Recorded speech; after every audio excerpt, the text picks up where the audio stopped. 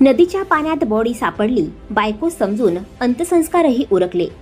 अन 12व्याला दारात ती उभी. मग नदीत सापडलेली मृत महिला कोण? मृत ठरवलेली पत्नी घरी परतली, अंत्यसंस्कार केलेली महिला कोण?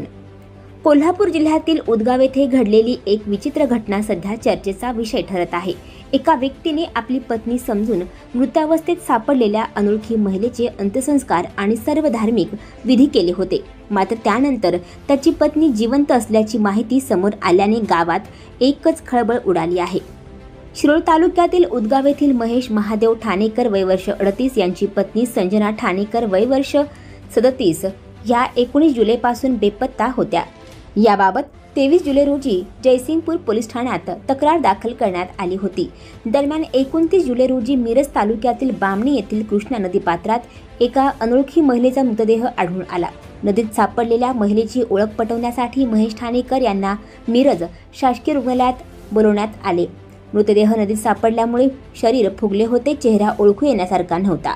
मात्र मृतदेहावरील कपडे, अंगावरील विशिष्ट खुणा आणि गालावर असलेला तीळ यांच्या आधारे महेश यांनी मृतदेह हा त्यांच्या पत्नीचाच असल्याचा दावा केला. त्यानुसार संजनावर शोकाकुल वातावरणात अंत्यसंस्कार विधी आणि रक्षा विसर्जनही पार पडले.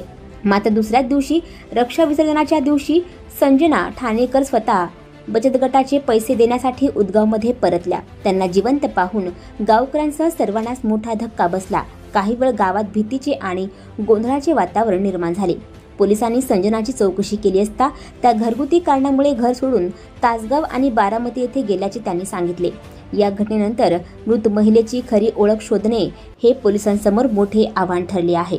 जयसिंगपूर आणि मिरज पोलिसांनी याबाबत तपास सुरू केला असून मृत महिलेची ओळख पटवण्यासोबतच संजना ठाणेकर या बेपत्ता असताना कुठे आणि का गेल्या होत्या याचा शोध घेतला जात आहे. या सर्व प्रकारामुळे जरी ठाणेकर कुटुंबीय आनंदी झाले असले तरीही मृत अनोळखी महिलेला न्याय मिळावा अशी मागणी आता गावकऱ्यांकडून होत आहे. या संपूर्ण प्रकारामुळे सध्या गावात प्रचंड गोंधळाचे वातावरण निर्माण झाले आहे.